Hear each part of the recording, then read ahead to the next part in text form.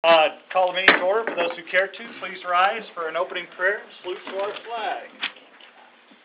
Would bow with me. Dear Heavenly Father, thank you for this day. Thank you for the time we get to spend together. Thank you for blessing this city, this community, the citizens inside. Allow us to make the decisions that you want us to make. Thank you for allowing us to represent that. In Jesus' name we pray. Amen.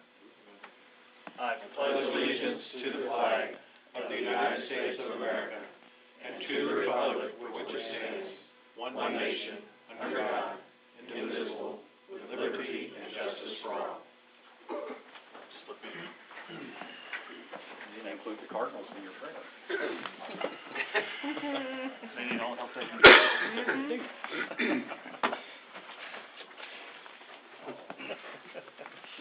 Oh, man. Mayor's announcement. City budget meetings will be held November 5th and 6th, 6 p.m. at Fire Station Number 1. Can't wait. Yeah, I know you can't wait, Ms. Poole, but November 5th and 6th, 6 p.m., Fire Station Number 1. The annual City Council and Greene County Annual Meeting will be held on November 27th, 6 p.m. at Fire Station Number 1. That will be after the election. We tried to get it before to answer some questions on 911 and some other things, but that's the only time they had scheduled. So November 27th, 6 p.m. at Fire Station Number 1. Public Parks Department is looking for 2 judges for the costume contest. You do not have to dress up. That's during the Boogie Bash this Friday, October 26th. The costume contest begins at 6:45. Your time commit will be from 6:30 until approximately 7:30. If you would like anyone on council, if you'd like to be considered a judge or be a judge, please contact Brenda or Mr. Jared the King Keeley, and he will help you out. And that is on Friday, as it is. Mr. Mayor, what were the time and day of the budget meeting? November 5th and November 6th, 6 p.m. at Fire Station Number 1. And the 9/11 meeting at what time? Whatever you said about it. Oh, that'd be the Greene County. The Greene County one. City Council. Yes, that is at November 27th. 6 p.m. 6 p.m. at Fire Station Number 1. Okay. Got it? Are you with me? Kathy straightened me out. I'm sure she did. She's good at it. Yes, she is. Sharp elbow. She sits real close to Jim. All right. I sit close to Kathy. Yeah, let's see. November 27th. Okay. On my calendar. On to items on the agenda.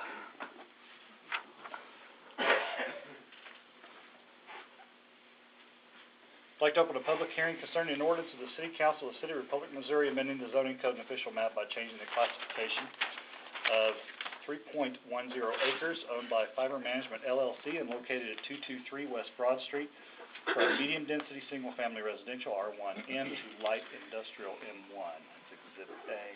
Welcome, Mr. Tyson. Please give us the overview, sir.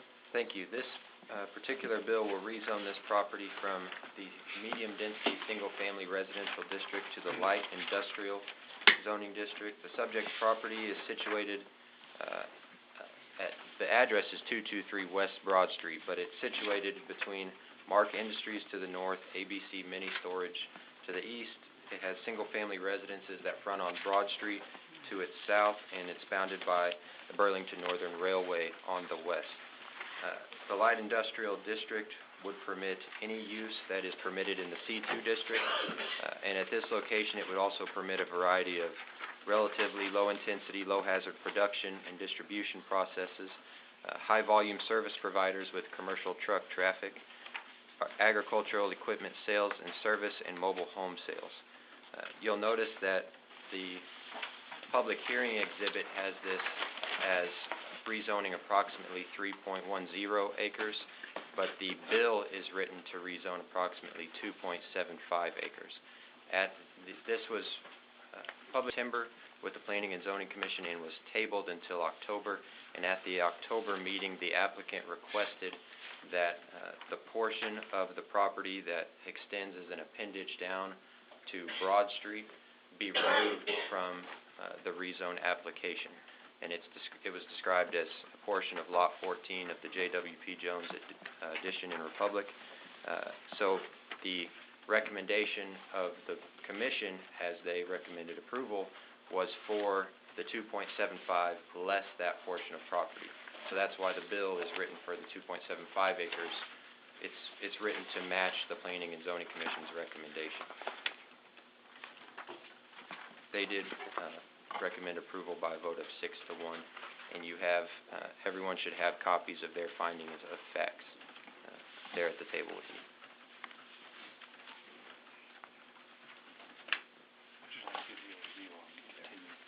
Yeah, just to, procedurally, we do this correctly. The public hearing, as Garrett just mentioned, was noticed for September. And due to the fact that the Planning and Zoning Commission tabled the matter until their October meeting, that pushed the date back for City Council to hear the public hearing and the item on the agenda until tonight's meeting. Technically, it was announced at the Planning and Zoning meeting when it was tabled that this would be delayed until tonight's meeting. Letters were sent to those property owners that live within 185 feet, noticing them of the change in the date. But procedurally and technically, Ron, who's not here this evening, Derrickson recommended that we also continue tonight's public hearing, and then we'll renotice it once again for the our City Council meeting on November 13th. Well, we'll continue the public hearing, allow anyone else an opportunity to speak on that matter at that particular date. So that way there's no concerns or issues with the noticing of the public hearing. And it would actually now give people 2 opportunities to speak. Ron did mention that tonight, if anyone is planning on being at the next meeting, preferable to have them there at that meeting to do their comments, but if they'd like to this evening, they would be able to. Thank you. I just had a quick question. Yes, sir. If we do continue that, would we correct it to say 275 instead of the 3.3? That will come in the procedure part of the reading. I think, is that correct, Mr. Yes. Tyson? Yeah, that's correct. The hearing would still be the same at the It's 3 still the point. same. Yeah. Right. But the actual bill in the ordinance is 2.75. And it's not going to be confusing to the public or cause any legal issues not having the number correct for the hearing? We could have written the ordinance exactly the way it was written in the public hearing, and then City Council could have amended it to match what the Planning and Zoning Commission had wanted, but since the applicant removed that lot on Broad Street, and they asked for it to be removed, the public hearing was still for the 3.1 acres, but since they requested it to be removed, we wrote it for the 2.75, the actual ordinance. So it would, technically, council could go back the other way if they would like, but this seemed to make the simplest way to do it. So, with that said, council, just so everybody up to speed and the audience as well, we're going to open a public hearing. If you'd like to speak, that's fine. We're going to continue that public hearing. Typically, we open and close public hearings all the same evening. However, this one we're going to open and then leave open until the 13th. At that time, we'll also take comments as we do tonight. It'll be up to you whether you want to speak tonight or whether you want to speak at the 13th meeting. It will be open on the 13th and closed on the 13th, but I'm going to open it today. I'd like to open a public hearing now, and I'd like to open that public hearing. Anyone wishing to speak against this particular public hearing, please step forward, state your name, sign in, and give us your best 3 minutes.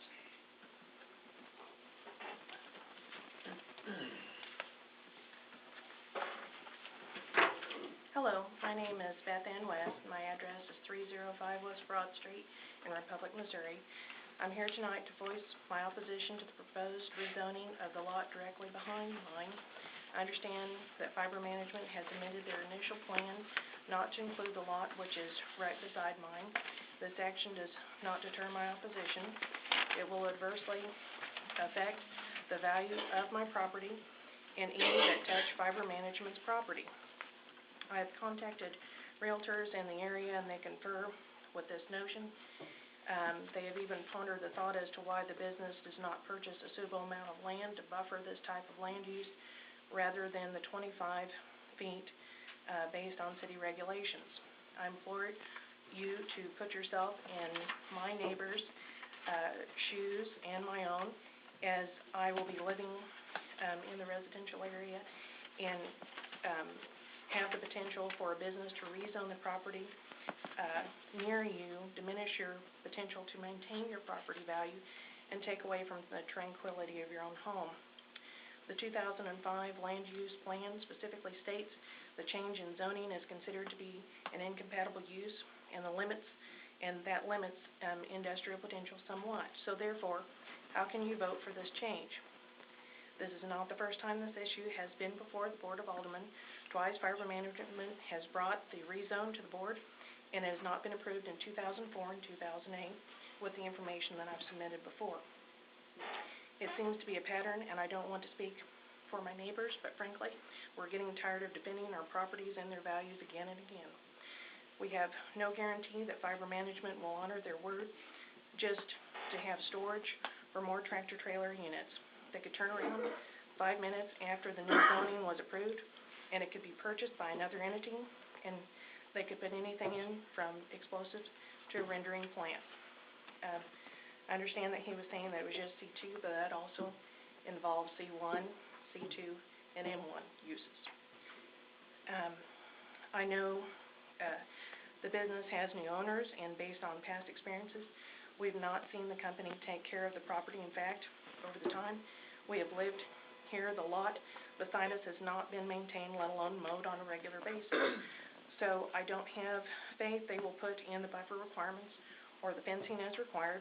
And I learned at the PNC meeting, the city is to allow them not to have the property to store the trucks in the back lot, as far as having that paved, that it would just be, they just put chat down, which right now we already have a film from all the paper particles and such on our vehicles, so that would just add to that. I also understand that at this point in time, you may not be aware, but they've robbed the topsoil, and there's it's a clay pan as far as the earth there, and so it holds water, so it's just a mosquito haven. If there is more storage of trucks is allowed, this means that we have more potential for pest infestation, of which we have been a privy to. We have seen large rats in our backyard. They're attracted to all the paper products that are stored in the trucks waiting to be hauled to the next location. A manufacturing use would be better suited for our industrial park located at the former Brookline area, which is near I-44, and this would mean there would not be an increase in truck traffic along Main Street, of which I'm aware they're able to utilize since they are located adjacent to Main off of Walnut. In the past, the former owners of the property wanted to utilize the lot next to mine to put a road through, of which the lot is not wide enough and the street is not designed, which brings me to a question for the board. When is Broad Street slated for improvements? Because it's in deplorable shape, and in 2008 it was discussed that improvements were set to be made, so when might that be? That would be nice to know. What barriers and or buffers are going to be put in place from noises, lighting, and other issues that M1 will bring to the surrounding area, since we have already have the train to deal with? Also, what are the potential for pollutants that could be incurred for the inhabitants so near this property? Any day I'm about to bring home a newborn to this area, and would you want to be near this property? And then something else that I don't know that you've taken into effect, but the church down at the end of the street does house a daycare, so keep that in mind. I speak of these issues because the former owners were going to recycle roofing shingles, and who is to say that the new owners won't in the future? Those that live adjacent to this property, like I said, have the issues with the dust from the paper particles, so that will not assist with that if they don't have concrete or asphalt as far as the storage of the trucks. I hope you will carefully weigh all the considerations before you as far as this rezone, and I understand that the business wants to utilize it to the best of their ability and make a profit. I also know that they hold an agreement with you, and this puts it in a little bit different light than if they did not. But I want you to consider, do the ends justify the means? Is it worth it to affect so many citizens based on the needs of one business and their requests? If it diminishes the neighborhood, the neighborhood and the values of their homes. If you notice from the petitions presented to you, of which we had met the 30% as required, they're the same people. And it comes up again, it's come up 2 times before, and I'm sure it's potential for the future. You'll probably see the same names again. Thank you. Beth Ann, before you leave, let's get Yep. back to you on Broad Street as far as the rework, Yes. if that'd be all right. Jim and I both wrote that down, so we'll get back to you. Okay, thank you. Thank you.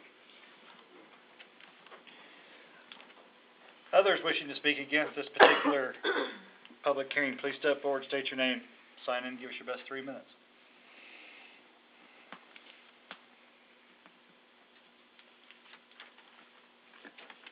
Anyone wishing to speak for this particular public hearing, please step forward, state your name, sign in, give us your best 3 minutes.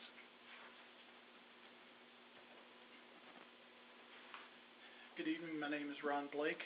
I'm the general manager at Mark Recycling. And we wish to be good citizens in Republic. We like being in Republic. We want to continue to be there. We want to grow our business. We have property right now that we would love to utilize as storage, parking for our trailers. And that's why I'm here. We would like to see that land expanded. That will solve some of the problems that she mentioned with mosquitoes and rats if we were able to park trailers back there and have that lot gravelled.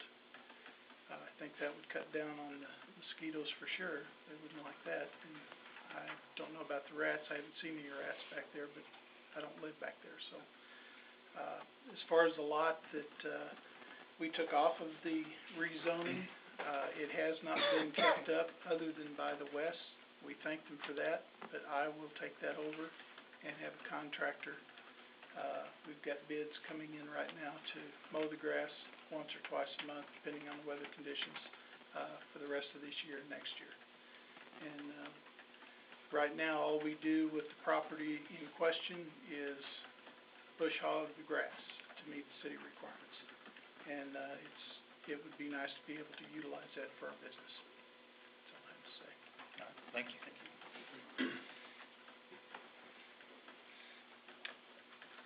Others wishing to speak for this particular public hearing, please step forward, state your name, sign in, give us your best 3 minutes. Seeing none, as Mr. Krischke had mentioned, this is an open public hearing. We're going to leave this open until the 13th. At that particular time, Mr. Harder will be running the meeting that night. We'll open it up again, ask for people for and against, and you're more than welcome to come back and speak again if you would like. Also, we will close the public hearing that particular evening after everybody has had a chance to say what they need to say. On to the second item, our next item on the agenda. I'd like to open a public hearing concerning an ordinance of the City Council of the City of Republic, Missouri, amending the zoning code and official map by changing the classification of approximately 4.44 acres owned by Phyllis Ruth Bechtel et al. Trust and the Missouri Highways and Transportation Commission, and located at 6935 West US Highway 60 from local commercial C1 to general commercial C2. Welcome, Mr. Tyson. Please give us an overview, sir. This rezone will affect approximately 4.44 acres located at the northwest corner of US Highway 60 and Brookline Boulevard, more commonly known as State Highway MM. The current use of the property is a service station, a come and go, and you see that there's 2 owners there, the Bechtel et al. Trust and also Missouri Highway Commission. That's because this rezone will affect the entire parcel owned by the Bechtel Trust and then a portion of the Sanford Park that is adjacent.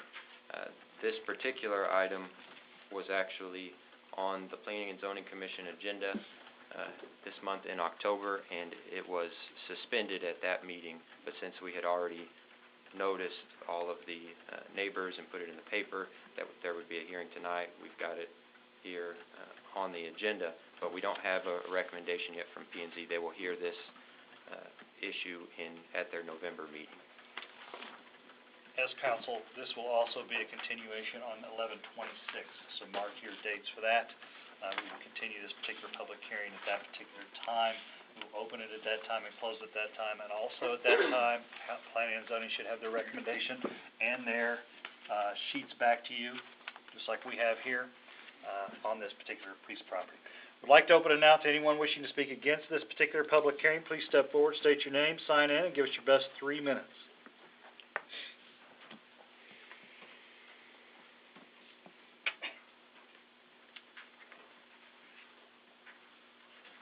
Seeing none. I'd like to open it now to anyone wishing to speak for this particular public hearing. Please step forward, state your name, sign in, and give us your best 3 minutes.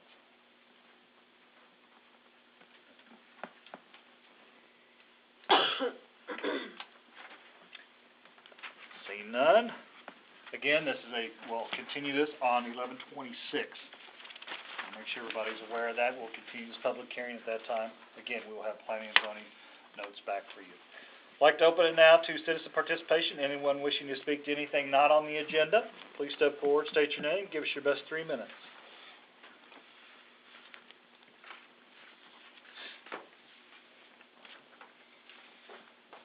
Seeing none, citizen participation closed. Need a motion on the consent agenda. Motion. Second. A motion and a second. All in favor say aye. Aye. Opposed, no. Any abstentions? Motion carries. Move on to financial report. Welcome, Laura. Good evening. Please give us an overview. Well, what you have in front of you is the report of the sales tax and also the motor fuel tax for the month of October, what we received in October. And they are both good news, even though the sales tax may look like it's not as good news as we'd like, because we're still negative 1.5% compared to last year. For the month of September, we were over 3% down from last year, so we have rebounded just slightly. And the motor fuel tax continues to be a good collection for us. We've already exceeded our budget for the year, and with 3 more months to go, it's looking promising. Very well, very well. Council, questions, comments, discussion for Laura.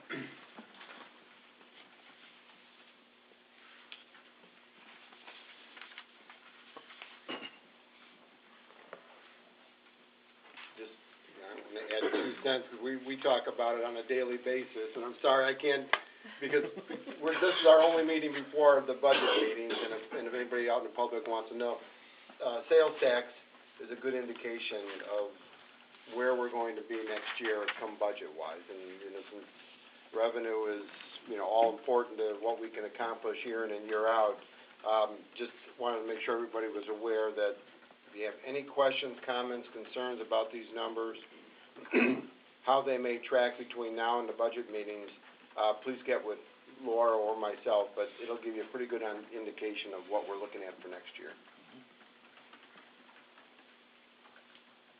Additional questions, comments, discussions from council? All right.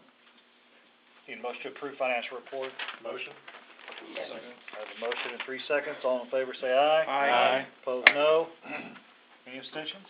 Motion carries. Thank you, Laura. Mr. Christie, anything? Nothing tonight, Mr. Derrickson's not here tonight.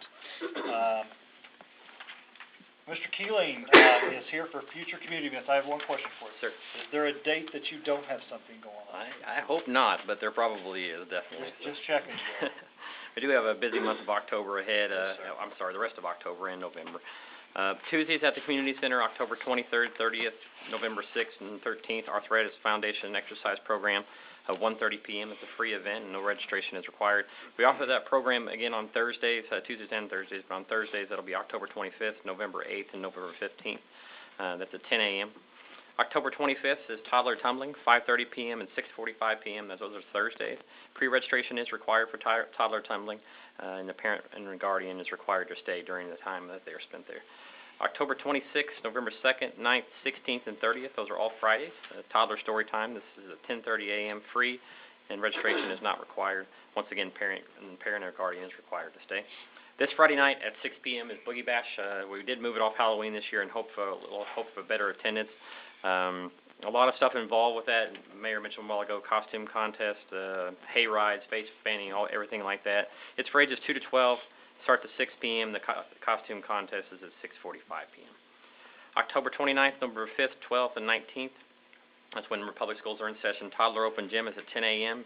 That's in the activities building next to the community center. It's $1 per toddler and no registration is required. Those are all Mondays. October 31st, Halloween night. I believe it's the 17th annual Treat Yourself in Republic.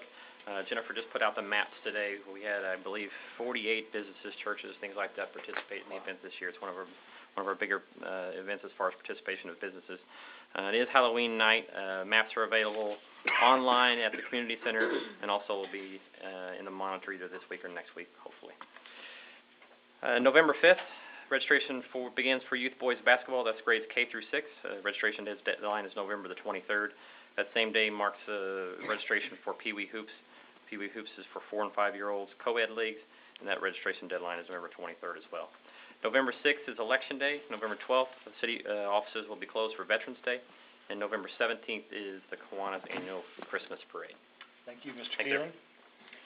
Board Commissions Committee Reports, Board of Adjustments, November 1st. Capital Improvements Committee is November 21st. City Council, November 13th and November 26th. Planning and Zoning is November 19th. On to old business. Need a motion to have the second reading of Bill number 12-57. Motion. Second. Have a motion and a second. All in favor say aye. Aye. Opposed, no. Any abstentions? Motion carries. An ordinance of the City Council of the City of Republic, Missouri, amending Chapter 230, Emergency Management, of Public City Code by inserting prior to Section 230.010, the heading Article 1, Emergency Management Organization, and by adding Article 2, Disaster Emergency Powers, to provide for temporary emergency powers during a disaster. Need a motion to have final approval of Bill number 12-57. Motion. Second. Have a motion and a second. Mr. Christie, give us the overview, sir. All right. Actually, I saw Lynn here. Hopefully Lynn is still with us. He is. I'm actually going to give this to Lynn here pretty quickly because he can provide a lot more detail than I would be able to. But basically, this is, as we discussed at the last meeting, ordinance amendment so that we can put in the chain of command and put in certain procedures in place that in the event that we were to have some sort of natural disaster, everyone refers to the Joplin situation, but that was a perfect example of the need for having this type of thing in place and having that chain of command, having the ordinance in place that outlines who has what authority and how we go about proceeding through an emergency would be critical. It's been mirrored after Jefferson City. They were the ones that came up with this. Of course, like all good ordinances, you find one that fits us fairly well, and we did in Jefferson City, and we, of course, amended it and altered it to meet our needs.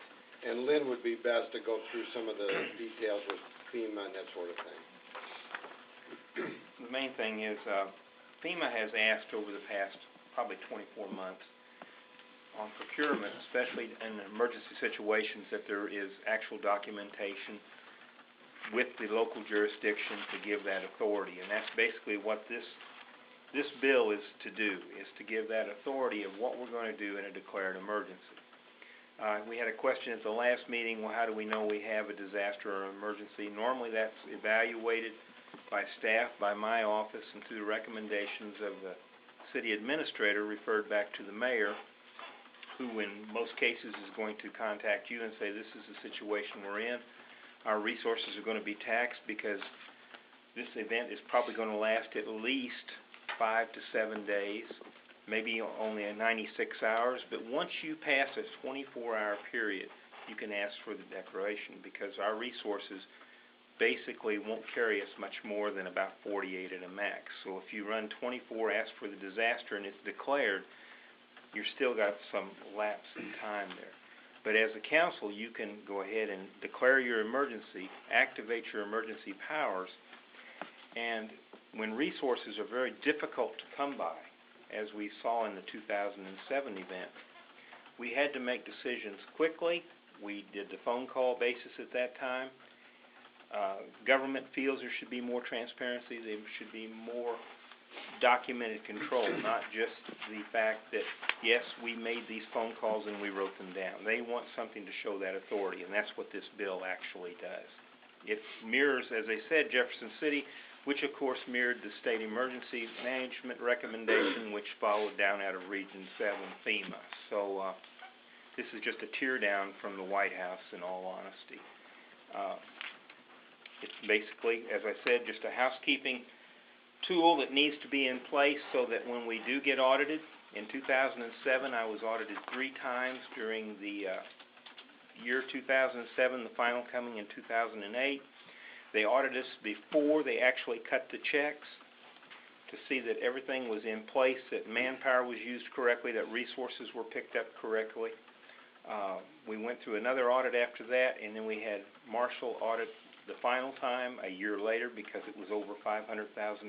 We actually received back $642,000 and change from the federal government. So it's very important to have these type of steps in place so that as we get into that reimbursement steps later on after disaster, we don't suddenly have questions coming up saying, okay, what gave you the authority to call for those resources? Where did you base your authority on? And that's what this will take care of. This will answer that question for the city. So I've worked with Ron. He made sure that all the legalities were in it, and I basically made sure that it paralleled the national response plan.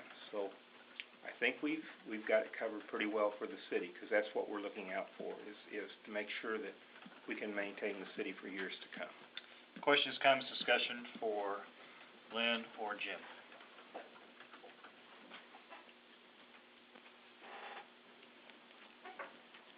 Anything at all? Thank you, Lynn. Seeing none, roll call vote. Councilmember Harrelson? Aye. Councilmember Poole? Aye. Councilmember Casagran? Aye. Councilmember Harder? Aye. Councilmember Bashir? Aye. Councilmember Groom? Aye. Councilmember Wilson? Aye. Councilmember Klinkenbeer? Aye. Motion carries 8-0. Moving on to the next item on the agenda, the motion to have the second reading of bill number 12-58. Motion. Second. A motion and a second. All in favor say aye. Aye. Opposed, no. Any abstentions? Motion carries. An ordinance of the City Council of the City of Republic, Missouri, amending Section 4.1 of Ordinance Number 98-27 concerning the city purchasing policies. Need a motion to have a final passage of bill number 12-58. Motion. Second. I have a motion and a second. Give us an overview, Mr. Kriske. Okay, this is really kind of, pardon me? Oh, this kind of dovetails the last one in that, in our purchasing manuals, we have certain provisions and instructions on how we go about purchasing anything from products or services during an emergency. So this particular amendment will change and make sure that any discrepancies between the purchasing manual and what we just went through on the changes in policy for declaring emergencies are gone. And then also, at the same time, it also recognizes that the city enters into a number of contracts annually, and we've been doing business a certain way for many, many, many years, and we have contracts that will annually extend themselves, and this will clean up any little discrepancies in how we have those annual contracts renew themselves each year. And then it'll also allow us to, with staff recommendation and with providing council with the information, we can waive some of the bidding and just extend the contract, like for our insurance needs is the biggest and most obvious one that's coming up right now. We've got all of our insurances end at the calendar year, at the end of the calendar year, so health insurance, liability insurance, it gives us some flexibility to be able to work with our brokers on those products for the city and to be able to bring that back to council without having to go back to a formal bidding process. Very well. Questions, comments, discussion, council, for Mr. Kriske. So in practice, what this is essentially, this and the other bill are allowing the the mayor and yourself to do is if we have an emergency, make purchases to get the city back up and running expeditiously. Yeah, and that was, and I wasn't here at the time of the ice storm, but I know that was, time was of the essence, and they needed to make a lot of emergency purchases. Fuel, I know, was one that was in high demand at that time, and I'm sure there was a number of pieces of equipment and what else, and a lot of money was spent very quickly, and yes, and that's exactly right. It would allow for those purchases to be made. What stops or what breaks are there out there to make sure it doesn't get out of control? Well, council, I mean, the mayor's going to be in previous ordinance, you know, the authority is going to fall with the mayor to make those decisions, but of course, council's going to be involved, and they're going to be informed of what's happening. The meetings would be called, so it would allow for some immediate decision-making to be made by the mayor or whoever may be around. It could be the mayor pro tem, what have you. But then council would also have to be called and be informed as to what decisions were made as well. Okay. So it does not exclude or limit the authority of the council, but it does allow for those purchases to be made on a timely basis. And there's a dollar figure associated with that. Yes. Yeah, I see there's a $5,000 limit there. I just, once clarification. Yeah, and typically too, when Jim does have authority under $5,000 to make requests and things like that, so this is kind of walking along those lines, but only in a declared emergency, and that's only the time we can use it. Our checks require three signatures anyway, so if there was a discrepancy in the middle of that, and there was some questions, we could council would have to take it up right then and there to get the third signature, so just to let you know. And this may be a good opportunity to get a full and complete copy of the purchasing manuals, because it does get into some of the details on the emergency purchases and what has to happen. Like if there's an emergency purchase or emergency service that would be required, I could make that approval, provided I give the mayor notice that we did this. Like a pump repair is a perfect example. We have a well that goes down or a lift station that goes down. Pump repair would be more than my allowed $5,000.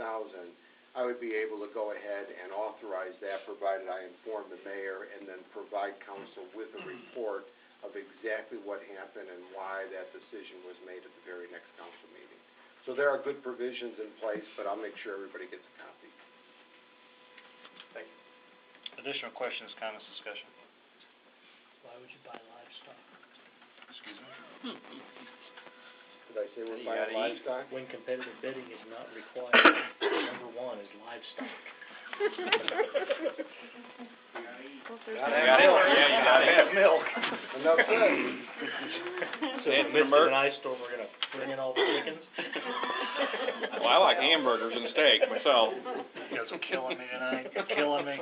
We're trying I didn't put it in here. I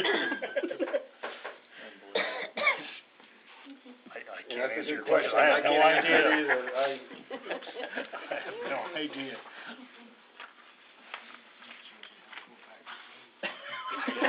You're right. Is it the mules to pull the fiber? You can, I mean, Mr. Groups, if you wanna make an amendment, you go right ahead, I don't have an issue with that. Well, I'd hate to exclude livestock and then. If you wanna kill them, You never know. You never know. That'd be on you, wouldn't it? Hey, if you wanna kill the livestock, go right ahead, it's up to you. Oh, sure, make me out to be that guy. I can't answer your question, Mr. Grimm, I don't know, I don't think Jimmy can No, I either. have no idea. I have no idea. Looks good. Ron could probably answer it. Huh? Ron could probably answer it. No, he's from Oklahoma. No, said. No, sir.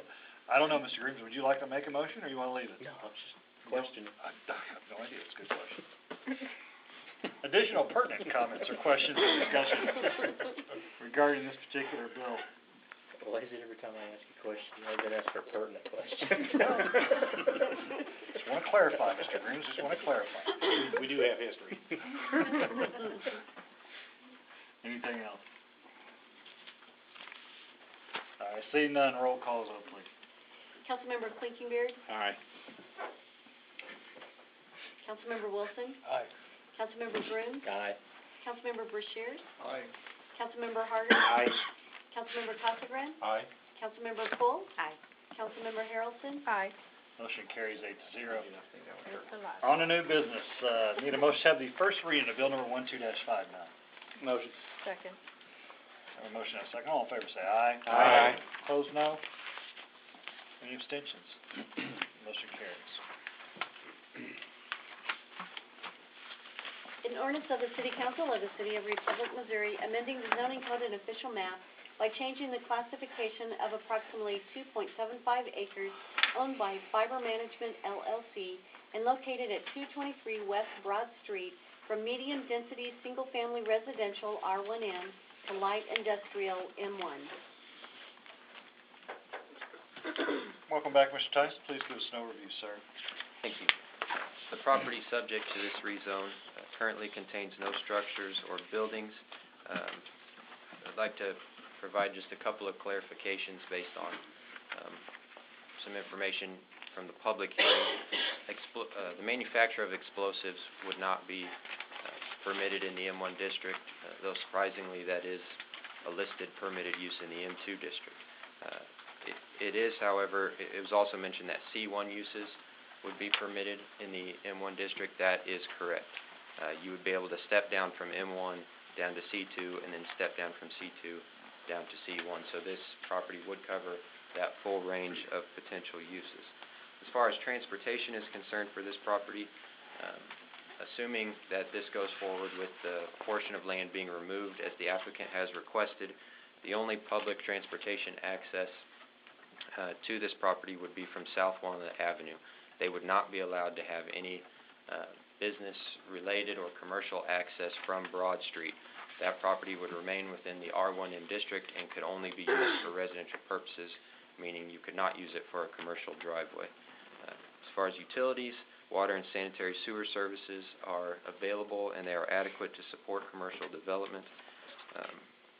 The land use plan adopted in 2005, it indicates that the appropriate future zoning of this parcel is the Main Street District. It's identified in Planning Area 7 and also in Redevelopment Opportunity District 1, excerpts of which are provided in your packet. As Planning Area 7, it's mentioned as being appropriate for the expansion of existing industry and potential commercial uses. It was mentioned at the public hearing that this rezone is incompatible with surrounding uses. I think a closer reading actually reveals the opposite. I think what the land use plan says there is that the residences are actually incompatible with the area. It's awkward, it may not seem right, since those residences have been there for so long, probably there long before that business use. But that is what the adopted document says. As far as Redevelopment Opportunity District 1, it describes this area being generally appropriate for commercial expansion opportunity. Some other considerations that you would be interested in is any development of this property, if the rezone goes through, any development or use of this property for commercial or industrial purposes would necessitate the installation of a buffer yard and a screen, according to the city code. It would be required, the buffer yard is 25 feet wide and would be required to be permanently reserved as open space, meaning grass and landscaping, no buildings, no structures.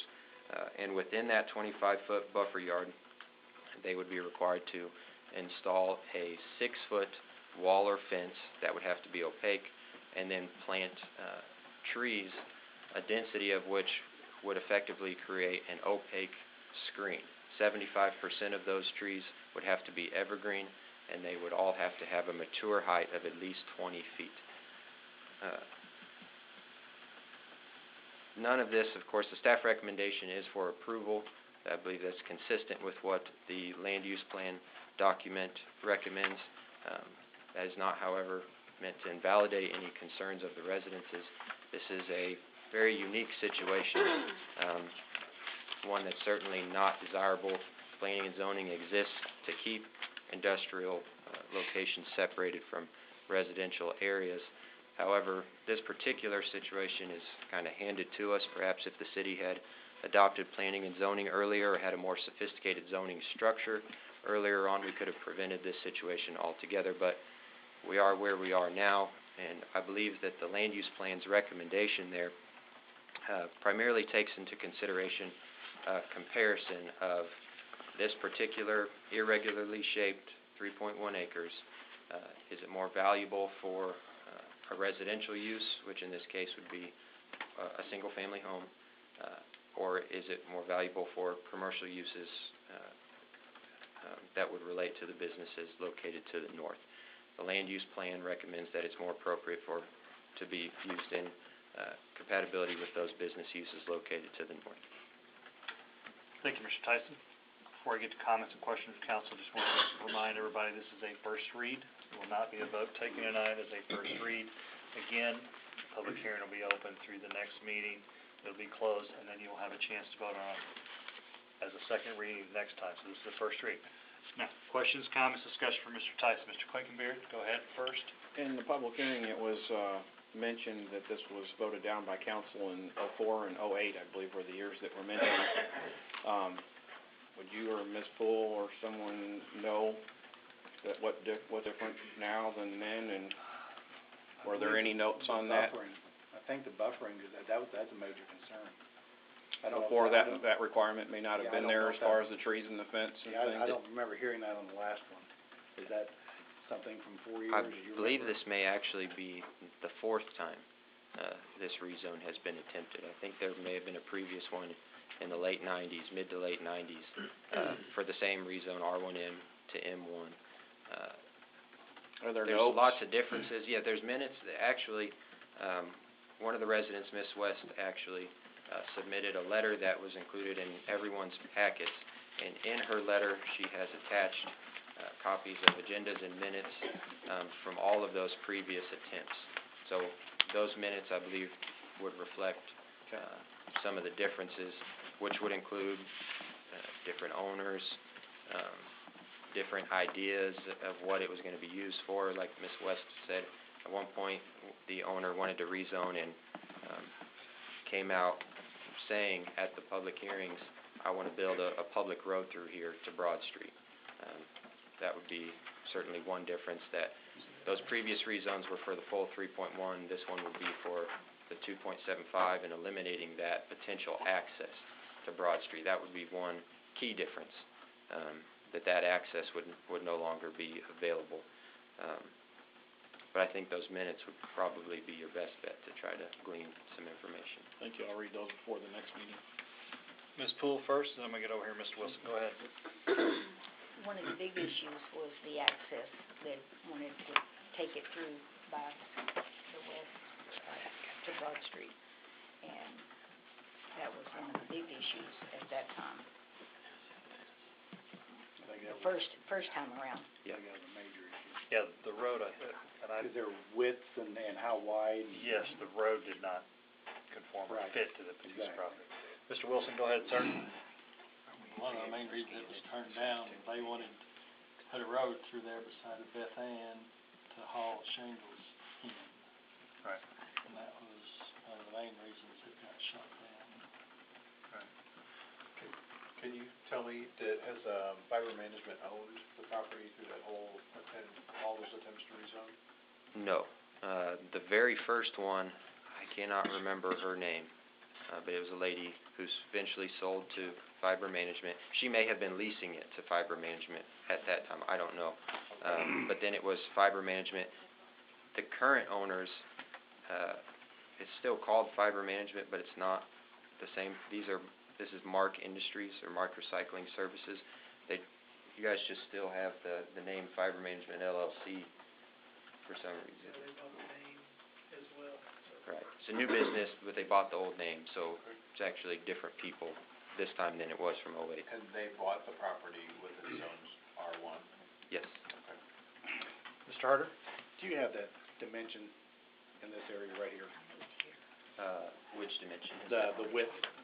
that? 200 200, feet, thank you. feet, And, approximately. So, they took this area here out, correct? That's correct. The lot. What's to keep something from coming on that lot in the future? Because, again, that's gonna be an issue. I think it's gonna rear its ugly head again. Right.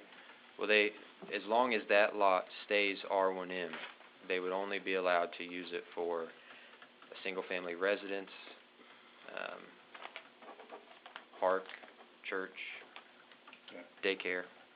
And on the buffer, is that around all existing properties, other than like what they're gonna be, contiguous or? Only adjacent to residential district. Only adjacent? Okay, thank you very much. Mr. Clinkenberry asked your question, I'm gonna get to Mr. Christian, go ahead. That brings up the question then, will the buffer be between the 2.75 and the rest? Or will the buffer be, since that's where the residential actually starts? That would be residential property, so they would be required to have a screen there. So there would be a buffer between that and part of their own property still. Right, and there has been some discussion about leaving a small area there where it's still their property, even though it would potentially in the future be M1 coming against residential, leaving a small area there of a break in the buffer so that they could bring in maintenance equipment to mow and do those types of things, put a gate so that they could continue to access back and forth from their property. They just wouldn't be able to use it for business access, commercial traffic, customers, anything like that. Mr. Christian, go ahead, sir. I wanted to make sure, because this question came up earlier this morning about the access to that property with the lot being now excluded out of the rezone. Access would be on right-of-way, and the one map that has all the different properties on it, you will see the city right-of-way extension, where Walnut comes down and curves in between those two properties. That would be the access to this property, and when you see here that it's approximately 65 to 70 feet from the property, that would be the distance from the end of the city's right-of-way at Walnut to a suitable place on the property that is being considered to be rezoned. And although they own this, the same company would own those two parcels, that would be the official access into that property, would be through Walnut Street. They may internally put in other driveways. I think as was mentioned about their truck traffic may come in off of their main driveway and come back around, but that would be the official access point. Additional questions, comments, discussion? Mr. Grooms? Garrett, at one point you made reference to the non-conforming use and said that was actually the residences in the area rather than, and then you said that this was in the packet. Yes. Can you point me to it, because I'm not seeing it? I'm not either. Planning Area 7. Planning Area 7. Number 6. There's a map on the other side that identifies properties by number. I didn't get a map. This, the map looks like this. Okay. And then it identifies this property as 6, and then there's a corresponding paragraph that says... Okay, it's better suited to Right. light manufacturing residential purposes. It's not a very well-written sentence, so I can understand the confusion. That's fine. Refers to that, okay.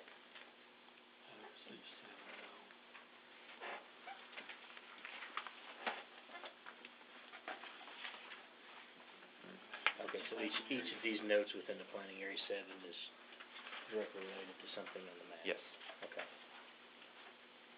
It doesn't actually refer to the existing residences in any way then? Well, They're not in 6. It refers to surrounding low-density residential to the east and south. Okay. I believe that's in reference to those homes that front on Gotcha. Broad Street. All right. Mr. Harder, please.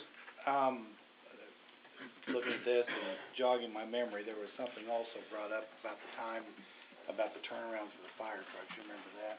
That was also an issue. Is that won't affect this any, or that will stay the same, I assume? Chief Compton? Step up to the microphone, please, sir. 2-0 Giants.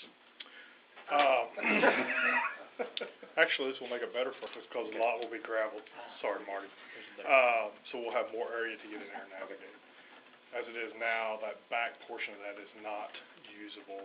It's not compactable. We can't drive on it. It won't support our trucks, nor will it support the semi-truck. So once it gets gravelled and compacted, a little bit more room for us to negotiate. Thank you. Thank you, sir. Additional questions, comments, discussion? Might add, Mr. Wilson, please. might add in front of the storage buildings, there's still a turnaround area there for the fire trucks. That was the original area for turnaround, Right. correct? Where the old caboose used to be. Excuse me, where the caboose used to be. Is that what you're talking about? No. This used to be over here. By the tracks. This is The only caboose I knew was in the park. ABC store. No idea. No, I guess not. Yeah, it was right across the road from the storage units. Got me on that one, I don't remember. Fair enough. All right, additional comments, questions, discussion? They had their own conversation. I'm okay with that. Their own conversation. Any additional questions, comments, discussion? $5 donation, you can have an excerpt. I'd like to also add Go ahead, sir. real quick, at the Planning and Zoning Commission hearing, there were also petitions submitted and made part of that record in opposition from surrounding residents. I can't remember the exact number of signatures on those petitions, but there were other petitions, mostly signed by the same people that were submitted to the City Council. And there is a provision in our ordinance where if you get more than 30% of the land by property owner signature that's located within 185 feet of a rezone, that it will force a supermajority vote to approve the rezone ordinance. This particular rezone received petitions representing 40% of that property, so this would be forced into needing a supermajority vote for passage. This time or last time? This time. This time. And you'll be voting on that the 13th. Additional questions, comments, discussion, council? Anything at all? Just one question. Mr. Wilson? Not getting it straight in my head. Where Walnut Street ends, there's a gate. And as soon as you go past that gate, you're on their property. So this Walnut Street will not have to be extended to this property here because they're already on their property, right? Correct. Okay. There you go. Anything else, council? Seeing none, this is a first read. Second read will happen on the 13th. That will be also the closing of the public hearing on that particular item. Thank you. Moving on to other business, resolutions and discussions. Resolution number 12-R-46, a resolution of the City Council of the City of Republic, Missouri, authorizing the payment of subscription and maintenance fees to Cartograph Systems, Inc. for asset management hardware. Need a motion? Motion. Second. Have a motion and a second. Welcome, Mr. Brock. Please give us the overview, sir. Thank you. This time of year when we renew our subscription for Cartograph, that's the software we use to keep track of assets, labor use. Last check I had, we had well over 300,000 assets. That's every water valve, every fire hydrant, every manhole, every street sign, block of pavement. And we need a specialized way to keep track of repairs that are done, provide for analysis. We also can track our labor costs, our labor time, materials use. A good example of the use of this software when we built and rebuilt the roads over in J.R. Martin Park this year. We used Cartograph to track all of our materials purchase, labor, equipment time. I know Jared was not particularly happy with our record keeping when he got the bill on that, but it is a good example of what the software is meant to be used for. As I mentioned, the tech support and continued use is dependent upon the payment of annual subscription fees. What makes this year a little different is that they have offered up a small savings if we renew for a 2-year period. When I say a small savings, approximately $750. 1-year total subscription, $7,440. 2-year subscription, $14,136. We are not going to consider changing software providers for this type of software in the next 2 years.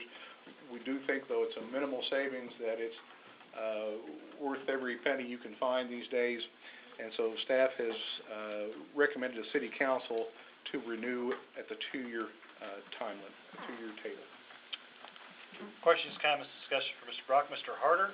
Where does that extra money come from?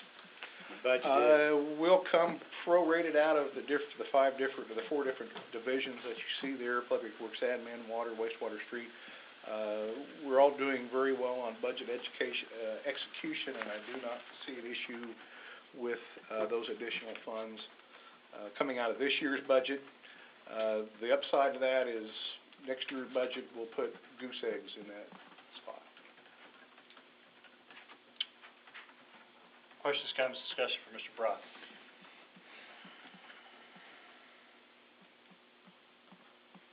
Anything at all?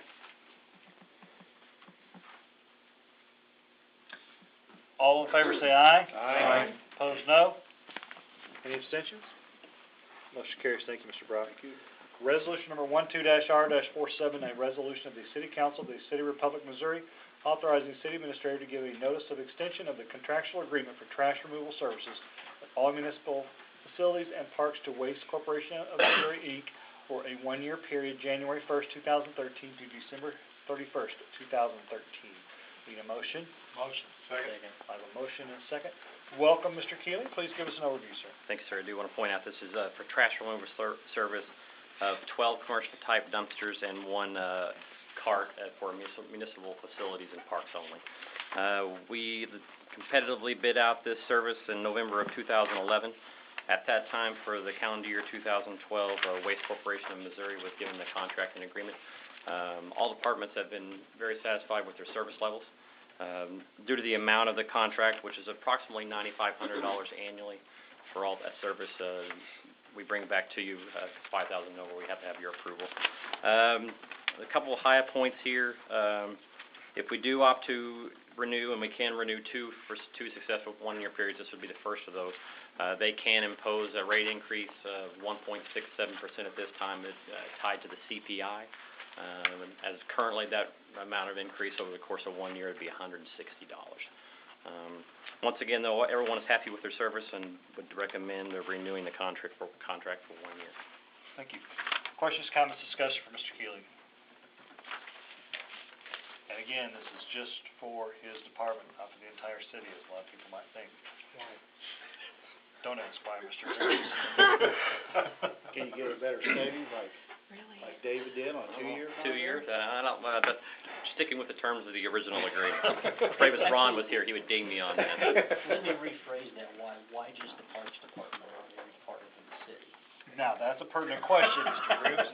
That's what I meant. Mr. Keeley, would you like to answer that for Mr. I missed the question.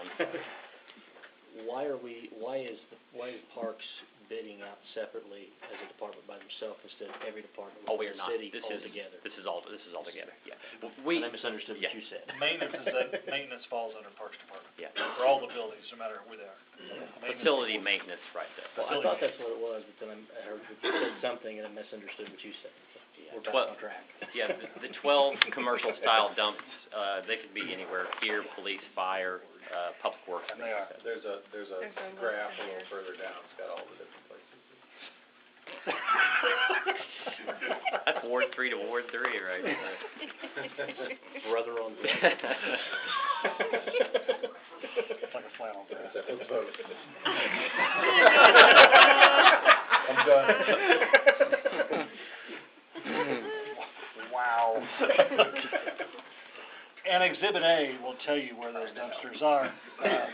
If you would like to look at that, it's on the last page of your exhibit. For those of you who have hard copy, on the computer, it's actually a color graph.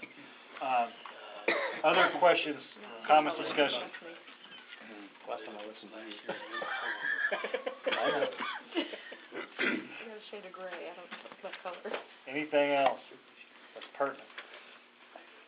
All right, seeing none, all in favor say aye. Aye. Opposed, no. Any abstentions? Motion carries. Resolution number 12-R-48, a resolution of the City Council of the City of Republic of Missouri, authorizing the execution of a license agreement between the City of Republic and Lester E. Cox Medical Centers for the purpose of continued operations of Cox Fitness Center Republic, located within the Republic Community Center. Need a motion? Motion. I have a motion and a second. Mr. Keeling, give us an overview. sir. Certainly. Our current 3-year agreement with Cox expires on November 23rd of this year. This new agreement is nearly identical to the last agreement. The amount of insurance changes every year as per Ron, so we have that included in there. In 2012, they paid for their roughly 10,000 square feet of space inside the Republic Community Center, $106,000, $106,090 for that space. In 2009, both the cities, both Jim and myself, went to St. John's as a request of the City Council just to see if there was interest there. There was lukewarm interest, I would say. However, there was 3 or 4 main reasons we decided to remain with Cox, and I have those for you here just so if I don't know if everybody was on the board then, but 24/7, St. John's does not operate a 24/7 fitness center. They definitely expressed some concerns about possibly having one here. The amount of their annual membership rates, out of all the 2,000 plus members of Cox, 87% of those approximately pay on an annual basis. The rates for St. John's were somewhere in the ballpark of 20 to 30% higher than Cox rates annually. The displacement of the 2,000 plus members, if we were to switch that process, I couldn't even really fathom how that would go. If we had one tenant was out, another tenant was in, I'm not sure all the members would be happy, satisfied.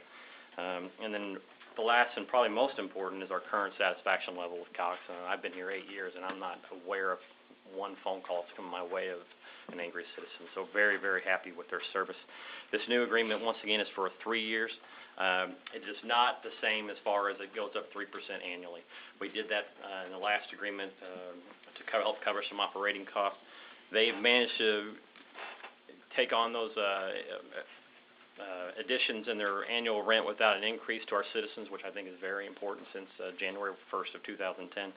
And this new agreement, we're proposing no increase for the first year and the second year and a 3% for the last year. So, thank you, Mr. Keeling. I would like to say thank you to Mr. Keeling for looking at St. John's. That has been a question from the inception of the over and over, yeah, since the inception of the community center with that exercise facility. So thank you for digging into that. Questions, comments, discussion for Mr. Keeling? Just a comment, I think it's an excellent program. I mean, I think that is one of our gems in our park system. Thank you, sir. I If appreciate I went that. more often, I would. Well, I can honestly say we do nothing literally down there except for the maintenance. They have run a first-class operation. I'm very impressed with them as well. I appreciate you saying that, and I'll pass that along. So. Mr. Wilson? Are you having any luck finding the leak? The wonderful question, and he asks me about it all the time. We have, I cannot tell you the number of man hours we've exhausted. We have a major, what we consider a major leak. It depends on which way the rain comes in, but we do have a leak down in the fitness center. Everyone is aware of it. We've had literally, I think, every roofing contractor out there that could possibly be. We just cannot find it. It could be literally maybe over our offices and running 40 feet down we have no idea. We've tried and tried and tried. We're not giving up on it though, but we do have a leak. And it's not every rain. It's certain rains that blow from certain directions, and it's got everyone literally mystified over there. But it's no small leak when it does leak, so. It's like council chambers. Exactly, but we are on it though. We are definitely on it. Could you put a hot tub in that corner? You could, yeah. Wonderful. You know what, yeah. Out of the box solution. Any other pertinent comments and or questions from council and staff? Anything else on this one? I'd like to commend you, Jared. You do a great job working with these people on all these agreements. You do have a lot of agreements that you have to, whether it's maintenance, to trash cans, to this, big contracts like that, and I appreciate it. I know you do your due diligence all the time, and I appreciate it, and I know staff appreciates it, and I know council appreciates it too. I just want to thank you for that. So this is one of those ones that took a lot of negotiation up front, and it takes a lot of effort on Jared's part to put all this together and keep it together and understand it, so. As you all know, we definitely want to keep them happy. Recently, as I'm sure you know, St. John's pulled out Nixus, so those kind of things would really hurt our Parks Department, so we definitely want to keep them happy as well. It's definitely a two-way thing, so, and they do a good job down there, so. Absolutely. Anything else, council? All in favor say aye. Aye. Opposed, no. Any abstentions? Motion carries. Thank you, Mr. Thanks, sir. Seeley.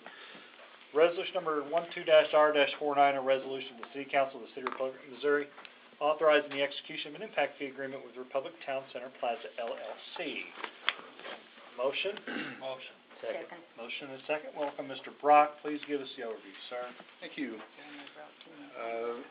Exactly 1 week ago today, sat down with my staff to do some plan review. This is for physical therapy rehab infill, Building B, Town Center Plaza. Probably familiar with Building B. Callister's was the anchor when that building was constructed. The remainder of the building has sat unused, unoccupied since 2008, I think was when it was originally constructed.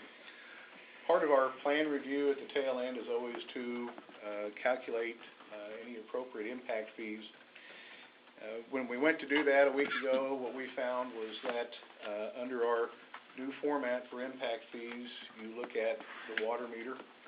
In this case, we had a 2-inch water meter that has been unused since 2008, and this small infill, about 15% of the total remaining building, on the face, should be assessed $11,800 for that 2-inch meter to go into service. It had never been on a regular account before, only a contractor account when the building went up. This was quite a shock to the building owner. He's been the owner for some time now. He's done an excellent job in getting infill.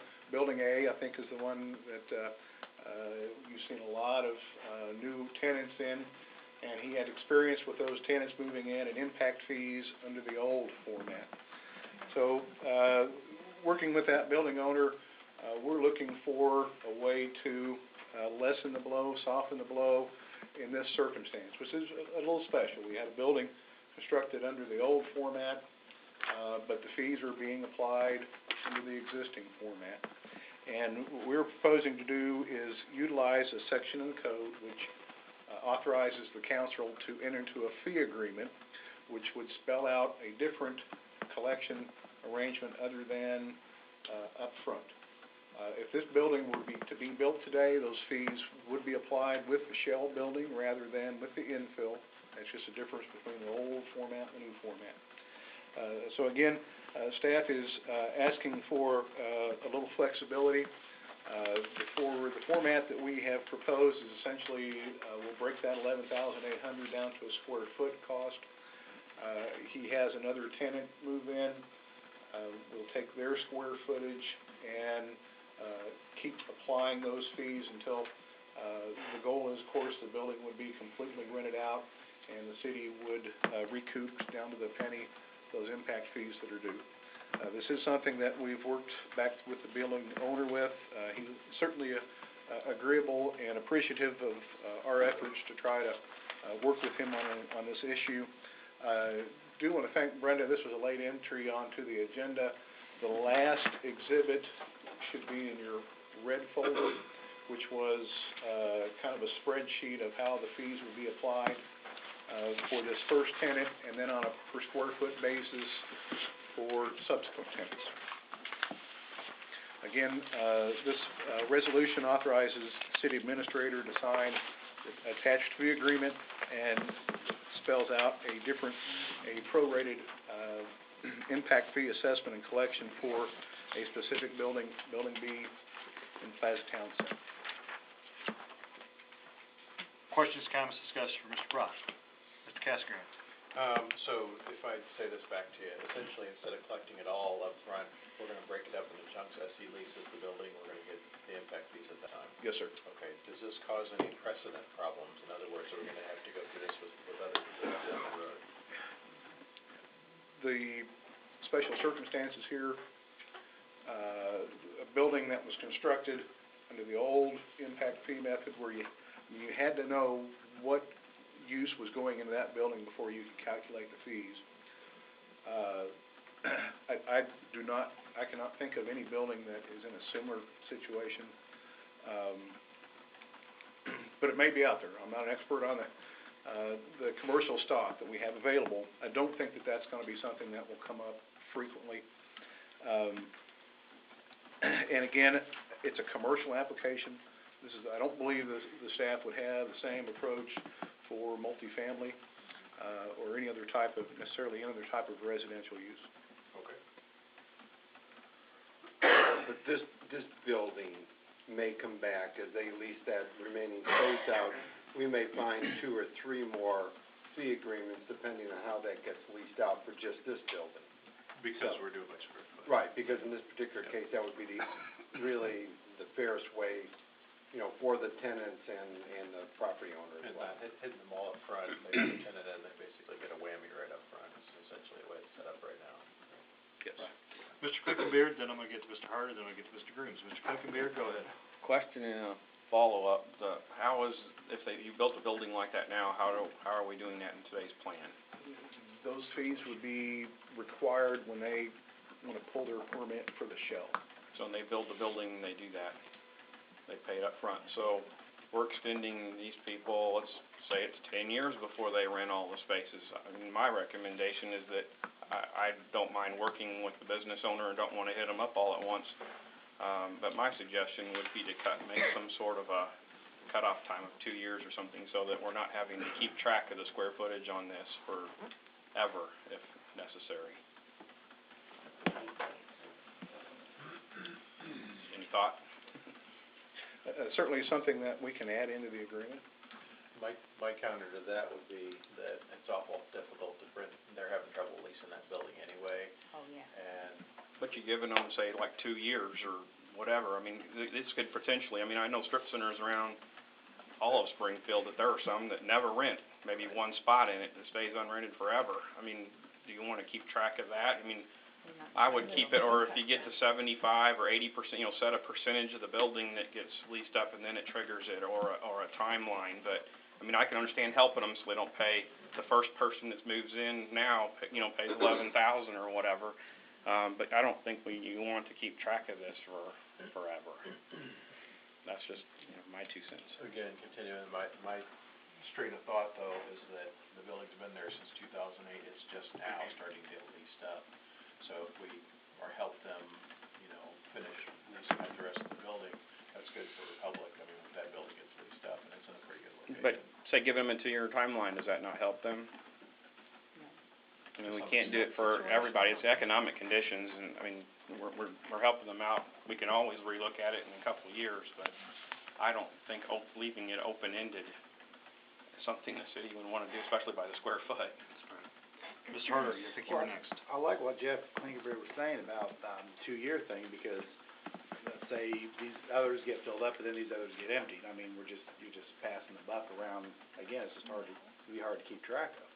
But with the 2-year, the owner could come back and revisit it under a special thing if he's got nothing leased and needs to continue to have help, but I don't think it should be left open. Mr. Brock, do you feel like you'll have trouble keeping track of this, or having There have been some variations in how impact fees were collected over the years, and it's pretty routine for us to go back 7, 8, 9 years and look at how impact fees were paid on a commercial shell building. At one point, you built a commercial shell building and they assessed you for a bathroom and a mop sink in each stall, even though physically there was no bathroom and there was no mop sink. So we have some experience in researching what has been collected and doing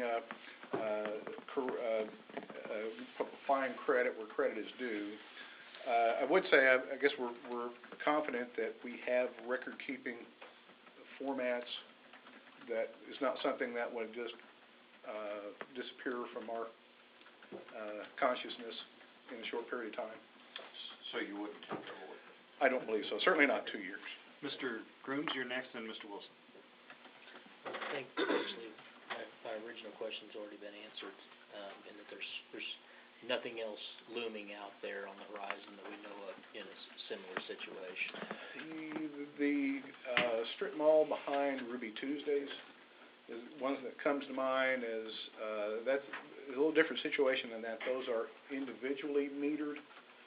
So those would be assessed, if they've not had a tenant move in there, it would be assessed, but at that per meter rate for that stall. They've each got their own So storage. I really can't think of a situation where we have a large commercial space that is intended to go out as a number of smaller commercial leases like we have in this situation. Okay. Mr. Wilson, go ahead. You're deferring? No, actually, I was bouncing on, but go ahead. Bounce all you want, I'll get to Mr. Wilson when you're ready. I am kind of considering what Jeff and Daniel were talking about. I'm not sure 2 years would be sufficient. A lot of times when you put a timeline on something like this, at least where I come from, it's about a 5-year time span. I mean, 2 years, it's taken them at least 4 years to get to this point. Spreading that on out to 5 would certainly help, and record keeping or not, 15, 20, 25 years out. I mean, it would not be unheard of for this to sit that long. Mm-hmm. I'm fully confident in you, David, but I don't know about the guy after you. That would be the 20-year plus span. When you'd hope to slowly clean those up. Let me going clarify, forward. David's not going anywhere. Mr. Wilson, you were next, sir. The impact fee, is that just a one-time deal? Or is it, if one business moves out and another moves in, is it collected again? It would only be reassessed if they increase the size of the meter or add additional water meters. So one of the nice things about the new format is tenants can come and go, and you really look at what's the meter size capacity that they have out there that they need. Good questions. Additional question, go ahead, Mr. I was Casper. just gonna say one other thing, it has been 4 years, and I believe since it's been built, it's been foreclosed on, if I'm not mistaken. That building doesn't have the same owner. That building getting leased up the rest of the way is, important. We need to, not kick the owner while he's down in this financial time, is my thought. Oh, I mean, I completely agree. I just think, in five years, I like, that number. I don't mind what the term is. I just think that there should be some sort of a date. And the goal should be to clean these things up over a time. There may be some that you have to go and look up after 7 or 8 years, but the goal going forward would be to hopefully make them as clean as possible, so you're not continuously having to add more and more of these trees that you gotta go and shake to find out what happened. It's up to you, council, how you wanna approach it. I mean, if it is written as it is, without a time frame. So Does it just require a motion to make that change, or do we have to turn it down and him go back? Nope, it's an amendment, you have to make that amendment as part of the agree, and then you take it back, David will take that back to the owner as an amended document, is that correct? Yes. That's how the process works. Well, I'll make a motion then to amend it to 60 months, and at the end of that 60 months, then the remainder of the square footage that has not been assessed the fee, it would be assessed at that time. I would second that. I have a motion and a second on that. Any further discussion on that particular motion? Chris, do you have something to say? Yeah, and Gail was not able to be here, so I kind of feel like I need to throw in her 2 cents in this as well, and I know she would be standing up to say this, but Gail works tirelessly on trying to get tenants into all of our buildings. She works on the big projects, but she also works with all these individual property owners. And I know in this particular case, she was, right in the middle of this because they were not looking at us as being very developer-friendly. And one of the things that we did when we did this water and sewer impact fee study is we put together what we felt was what was fair and equitable to the city for impact fees, but also what was developer-friendly. So whatever it is, and I'm not saying it's a good or a bad idea, we just need to make sure that we don't do too much that would tie the hands of economic development. Just to make sure that they're able to do their job and work with the developers and be able to say, you know, we're developer-friendly. I mean, this does offer that, even with the amendment, we were gonna give somebody, you know, obviously, it would be a killer to have to pay that whole fee for one tenant coming in, so, this is gonna be developer-friendly and allow for 5 years. That landlord has the opportunity to come back at that point, and if they're still struggling and have 80% of it unleased, they could come back, but, just for record keeping, and, you know, we're doing what we can for the landlord, giving them a long period of time, but keeping a timeline on it. And I would like to ask, too, on your amendment, this may be a question for David, would the developer be able to come back in 4.5 years and request an extension? Well, under that code, they can come back and, or you can do it yourself. You can come forward under that same. Correct. This would be an agreement, last paragraph on the agreement, any modification or amendment to the terms shall be in the writing and approval of both parties. So, And Mr. Brock would have to any come back. stipulations council adds, they could always be revisited at the developer's request or at the city's request. My counter to that is you're putting in just an arbitrary time point on it for essentially no gain. It's, you know, we're gonna get the money eventually, so I think it's just an arbitrary, end to the agreement. And it just puts more pressure on the owner of the property. It's got 5 years, that's not pressure. Or incentive. Yeah, I mean, it could be an incentive thing, but I mean, if he was truly having trouble leasing it, he can come back just as easily as they have today. I mean, it's just that simple. He comes in, he says he's struggling, we review it, but if you leave this wide open, it's something you gotta keep track of forever. And I mean, I know it seems easy, but I mean, there's so many things to keep track of, and you got this for this person, this for this person. If you have no closure on anything, and it's as easy as coming back in here if there's trouble in 5 years. If the economy turns around, there shouldn't be any reason, and look what they've done in the Building A. The impact would seriously hurt somebody in the next few years if they were trying to get somebody in, but there shouldn't be any reason that should be an issue, and it's real simple to come back and revisit it. I have a motion and a second on the floor, for a 5-year addition to this as an amendment timeframe. Further discussion on the amendment piece of it. And this is just the amendment. Okay. All in favor of the 5 years on the, as an amendment, say aye. Aye. Opposed, no. No. Okay, raise your hands for no. Motion fails 5 to 3. Okay, now we're back to fee agreement as it is, as it's written, Mr. Brock, without any ending time frame. That's where we are now. Discussion on that, further discussion on that particular item. That is where we are.